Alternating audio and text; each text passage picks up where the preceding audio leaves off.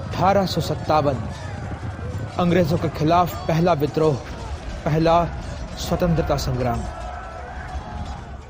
इस विद्रोह को कुचलने के बाद अंग्रेजों ने हमारी संस्कृति को भीतर से तोड़ना शुरू कर दिया। प्रहार हुआ भारत की शिक्षा और धर्म पर। जहां एक तरफ हमें जरूरत थी भारत को उसकी पुरानी रूढ़ियों की जंजीरों से मुक्ति दिलाने की, वहीं दूसरी ओर भारत को चाहिए थी एक नई सोच, एक नई राह। पतन के इस अंधेरे में मिली एक आशा की किरण जब 12 जनवरी 1863 को कलकत्ते की भूमि पर जन्मा भारत का महान सपूत।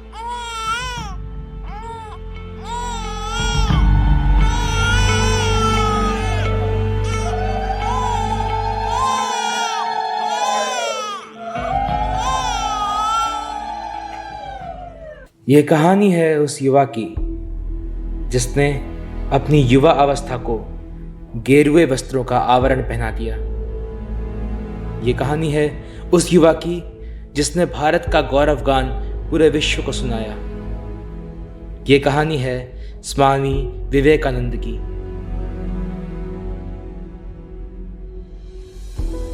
स्वामी विवेकानंद या नरेंद्र नाथ के पिता एडवोकेट विश्वनाथ दत्त और माता भुवनेश्वरी देवी दोनों शिव जी के अनन्य भक्त थे। वे अपने पुत्र को नरेन या विले कह के पुकारते थे। नरेन का स्वभाव जहां एक ओर आध्यात्मिक, धर्मपरायण और दयालु था, वहीं एक ओर वह बड़ा ही शरारती भी था।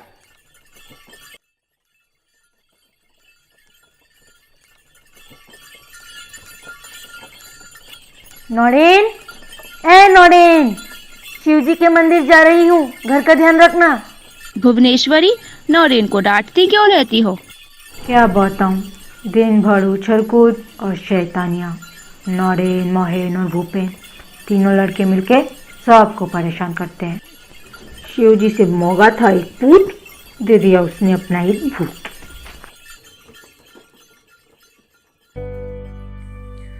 नरेन जब कुछ बड़ा हुआ तो किशोर मन की कल्पनाओं में उसके मन ने उससे एक प्रश्न किया, क्या किसी ने ईश्वर को देखा है? कई वर्षों तक यह प्रश्न उसे सताता और उलझनों में डाला करता था। कई साधु संतों, अघोरियों, मठाधीशों, पंडे पुजारियों से उसने यही प्रश्न किया कि क्या आपने ईश्वर को देखा है? क्या किसी ने ईश्वर को देखा है? पर कोई भी उसे उस प्रश्न का उत्तर ना दे सका। ऐसे ही एक दिन वो ब्रह्मो समाज की एक बैठक में जा पहुंचा। उस दिन उस सभा के मुख्य अतिथि थे श्री देवेंद्र नाथ ठाकुर। परमात्मा का कार्य करने के लिए सम्मानित राजा राम मोहन रॉय ने ब्रह्मो समाज को जन्म दिया है। प्रत्येक मनुष्य एक है, ऊंच नीच, जात पात, लिंग भेद परमात्मा ने नहीं बनाया, हमने बनाया।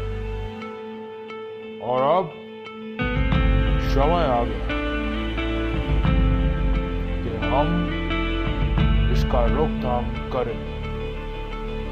ईश्वर का यही इच्छा है।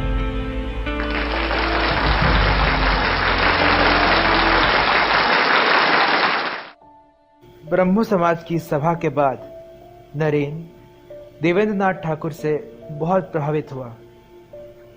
उसे लगा कि शायद देवेंद्र नाथ ठाकुर ने भगवान के दर्शन किए हों। सो हमेशा की भांति नरेन देवेंद्र नाथ से भी वह प्रश्न पूछने चला गया जिसका उसे बचपन से उत्तर चाहिए था।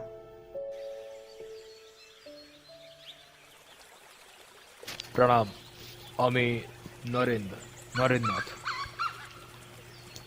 मैं एडवोकेट विश्वनाथ दत्त का पुत्र।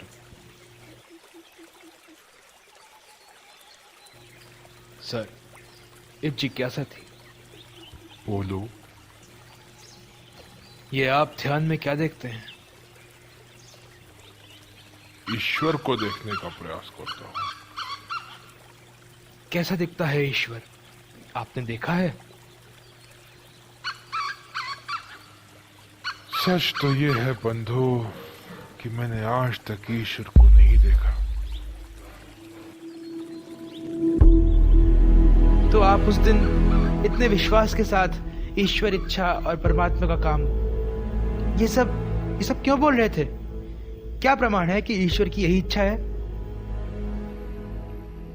बेटे, मैंने जो भी कहा सब किताबी बातें हैं, पर तुम्हारी आंखों में ईश्वर को पाने की लालसा है।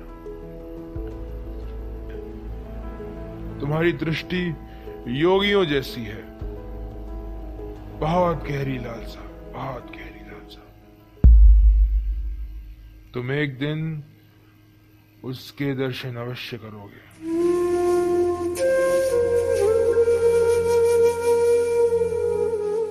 नरेन को देवेंद्रनाथ जैसे महापुरुष से बड़ी आशा थी, परंतु उस दिन उनके उत्तर से भी उसे संतोष प्राप्त न हुआ। पर नरेन की खोज अब बस पूरी होने ही वाली थी और अंततः वह दिन भी आ गया जब नरेन उस व्यक्ति से मिलने वाला था जिसके पास उसकी सभी जिज्ञासाओं के उत्तर थे। नौरीन, एक सहायता चाहिए थी यार। क्यों, क्या हुआ? श्री रामकृष्ण परमहंस घर पधार रहे हैं और जिन्हें संगीत के लिए बुलाया था वो कहीं दिखाई ही नहीं दे रहे। तो यदि तुम गा देते तो। बस इतनी सी बात, चलो। हे सुरेन, ये किसको ले आया रे तू? ठाकुर जी, नौरीन खूब भालो गाना गाया है। अच्छा, हमें भी सुनाओ। नौरीन शुरू करो ना।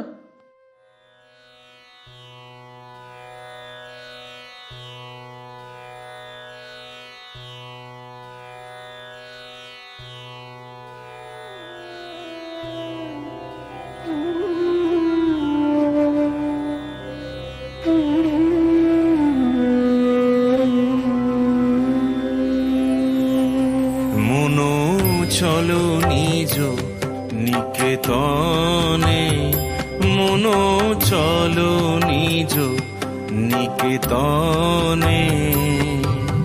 সংসার বিদেশে বিদেশীর বেশে ভ্রম কেন অকারণে। সংসার বিদেশে বিদেশীর বেশে ভ্রম কেন অকারণে। মনো চলো নিজ নিকেতনে, মনো চলো নিজ নিকেতনে। नरेन गाता जा रहा था, सभी लोग उसका आनंद ले रहे थे और ठाकुर रामकृष्ण परमहंस वो तो मानो मंत्रमुग्ध होकर एकटक सिर्फ नरेन को देखे जा रहे थे।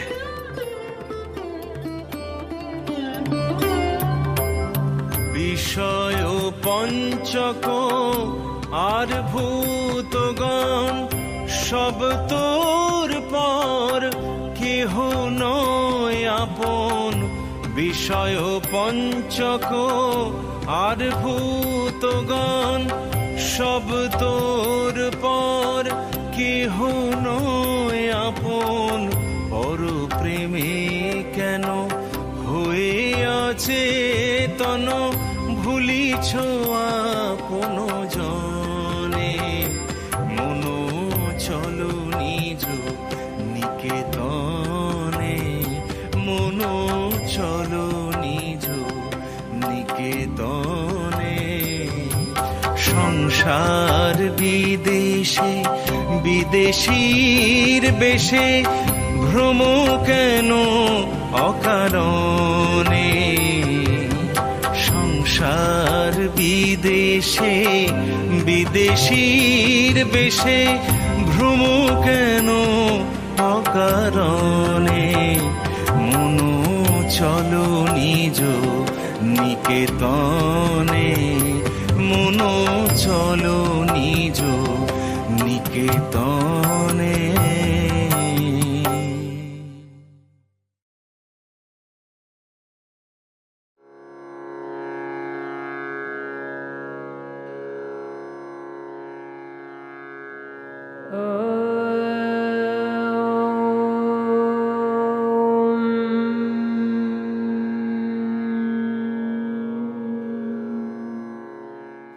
नरेन ने जब गीत समाप्त किया तो उसने देखा कि ठाकुर भाव विभोर होकर अपने स्थान पर खड़े हुए हैं।